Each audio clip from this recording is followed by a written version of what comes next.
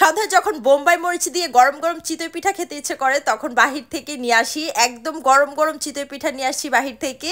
So এখানে পিঠাটা সুন্দর করে প্লেটে নিয়ে নিচ্ছে, আর এত গরম ছিল পিঠাটা ধরতেই পারতেছি না, দেখো এত বেশি গরম ছিল। তো গরম গরম চিতই পিঠার সাথে ভর্তা খুবই মজা লাগে। তো শীত চলেই আসতেছে, এখন কিন্তু পিঠা খুব ভালো লাগে, আর তার মধ্যে চিতই পিঠা ভাপা পিঠা আমার খুবই পছন্দের। আর চিতই পিঠা হচ্ছে আমি বাহিরেরটা খুব পছন্দ করি, মানে বাহিরের চিতই পিঠাটা আমার কাছে বেশ ভালো লাগে, একদম ফুলকো ফুলকো থাকে, নরম, গরম গরম পিঠার সাথে এরকম ভর্তা।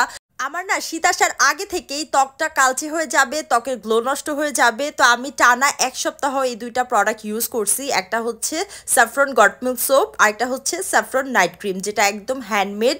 অ্যান্ড এই দুইটা প্রোডাক্ট তোমরা পেয়ে যাবে গ্লোমি ন্যাচারাল পেজে, তাদের পেজটা উপরে ট্যাগ করা থাকবে, স্ক্রিনে নাম্বার দেওয়া থাকবে।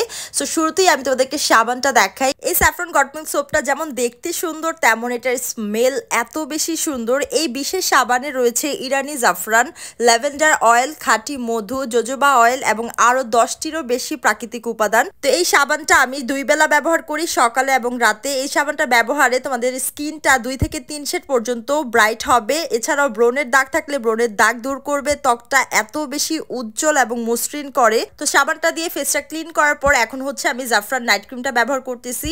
এই জাফরান নাইট ক্রিমে ব্যবহার করা হয়েছে ইরানি জাফরান, কজিক পাউডার, ম্যাঙ্গো বাটার সহ আরো 10টিরও বেশি অর্গ্যানিক উপাদান। এই নাইট ক্রিমটি ত্বকের মেস্তা দূর করে, মুখের বাদামি তিল দূর করে, এটা ত্বককে আরো বেশি উজ্জ্বল এবং ফর্সা করে। যারা হচ্ছে ত্বকটাকে ন্যাচারালি কোনো রকম সাইড ইফেক্ট ছাড়া ব্রাইট করতে চাও, সাথে গ্লো করতে চাও, তাদের জন্য এই কম্বোটা। তো এই কম্বোটা ব্যবহার করলে তোমরা 100% ত্বকের রেজাল্ট পাবা। তো দ্রুত অর্ডার করে ফেলো।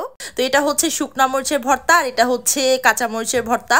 তো শুকনা মরিচের ভর্তাটা এমনিতেই অনেক ঝাল আর মজা ছিল, তার উপর মার্জিয়া হচ্ছে বোম্বাই মরিচ নিয়ে নিছে। তো গরম গরম পিঠার সাথে ভর্তা নিয়ে তারপর আবার বোম্বাই মরিচ দিতেছে কামড়। এইটা দেখে তো এখন আমার আবার খেতে ইচ্ছে করতেছে।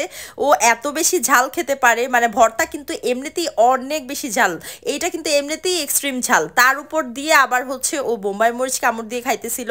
মানে ওর যখন ঝালের ক্রেভিং উঠে তখন যে ও কি পরিমাণ ঝাল খায়, মানে মাথা নষ্ট। আমি যদি ওর মতো ঝাল খেতে পারি না, কিন্তু আমার না ভিডিও এডিটের সময় এখন আবার খেতে ইচ্ছে করতেছে, ভয়েস দিচ্ছি দেখেই খেতে ইচ্ছে করতেছে। সো আমাদের ভিডিও যারা দেখো তাদের যে ক্রেভিং হয় এটা এখানেই বোঝা যায়। তো যারা হচ্ছে পিঠা পছন্দ করো তাদের কাছে এই ভিডিওটা খুব ভালো লাগবে বা দেখে খেতে ইচ্ছে করবে। তো এখানে যে 2 রকমের ভর্তা ছিল, 2টা ভর্তাই খুব মজার ছিল, আমার কাছে খুবই ভালো লাগছে। অন্যান্য দিনের তুলনায় আজকের ভর্তাগুলো খুব মজা লাগছে।